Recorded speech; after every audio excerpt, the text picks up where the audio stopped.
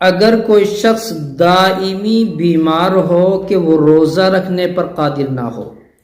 استطاعتی نہ ہو، روزہ نہ رکھ سکے، اتنا زیادہ بیمار ہے، دائمی بیمار، مسلسل بیمار،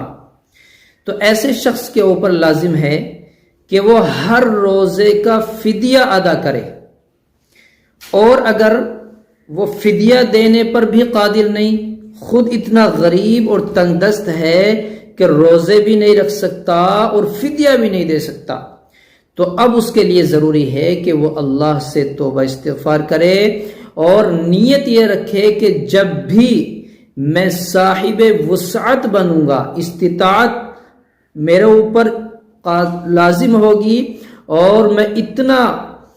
مال جمع کر سکوں گا کہ میں فدیہ دے سکوں، تو ضرور بھی ضرور فدیہ دوں گا، تو اس کے لیے لازم ہے توبہ استغفار کرے اور نیت کرے استطاعت رکھنے پر فدیہ ادا کرنے کی۔ تو یہ شکل ہے فدیہ دینے کی جو دائمی بیمار ہو۔